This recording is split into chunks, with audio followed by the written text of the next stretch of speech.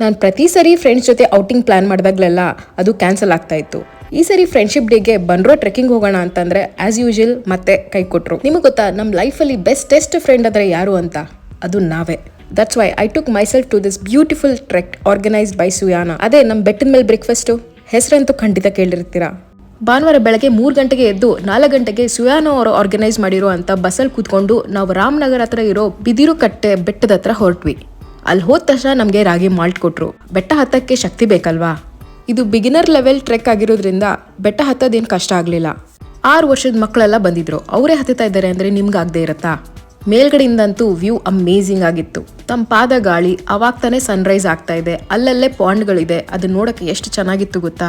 ಅದರಲ್ಲೂ ನೀರ್ ಹತ್ರ ಕೂತಿದ್ದು ಬಹಳನೇ ರಿಲ್ಯಾಕ್ಸಿಂಗ್ ಆಗಿತ್ತು. ಇನ್ ಬ್ರೇಕ್ಫಾಸ್ಟ್ ಬಗ್ಗೆ ಹೇಳಬೇಕು ಅಂದ್ರೆ ನೀರ್ ದೋಸೆ, ಕಾಳು ಸಾರು, ವೆಜಿಟೇಬಲ್ಸು, ಚಿತ್ರಾನ್ನ ಹಾಗೆ ರಸಾಯನ ಬಹಳನೇ ಚೆನ್ನಾಗಿತ್ತು. ಟ್ರೆಕ್ಕಿಂಗ್ ಅಂತ ಬಂದವರೇ ನನ್ನ ಫ್ರೆಂಡ್ಸ್ ಆದ್ರು. ಆ ವ್ಯೂನಲ್ಲಿ ಅಲ್ಲಿ ಕೂತ್ಕೊಂಡು ಬ್ರೇಕ್ಫಾಸ್ಟ್ ತಿಂತಾ ಇದ್ರೆ ಎಷ್ಟು ಚೆನ್ನಾಗಿತ್ತು ಗೊತ್ತಾ? ಹಾಗೆ ಟ್ರೆಕ್ಕಿಂಗ್ ನ ಕಂಟಿನ್ಯೂ ಮಾಡ್ಕೊಂಡು ಹೋದ್ರೆ ಇನ್ನೊಂದು ಬ್ಯೂಟಿಫುಲ್ ವ್ಯೂ, ಇನ್ನೊಂದು ಬ್ಯೂಟಿಫುಲ್ ಪಾಂಡ್. ಎಲ್ಲ ಕಡೆ ಹಸಿರು, ತಾವರೆ ಕೊಳ, ಹಾಗೆ ಕಲರ್ ಹೂಗಳು. ಕುತ್ತಿಗೆ ಎತ್ತಿ ಮೇಲ್ ನೋಡಿದ್ರೆ ಸುಂದರವಾಗಿರೋ ನೀಲಿ ಬಿಳಿ ಆಕಾಶ. Last but not the least, Suyana team ಅವರು ನಮ್ಮೆಲ್ಲರಿಗೂ ಗೇಮ್ಸ್ ಕೂಡ ಆಡಿಸಿದ್ರು. ರೀಲ್ಸ್ ಕೂಡ ಮಾಡಿದ್ವಿ, ಕುಣಿದು ಕುಪ್ಪಳಿಸಿ ಮಜಾ ಮಾಡಿದ್ವಿ. ಇದಕ್ಕಿಂತ ಟ್ರೆಕ್ಕಿಂಗ್ ಬೇಕಾ? ಇದು one of the best friendship day celebrations of my life.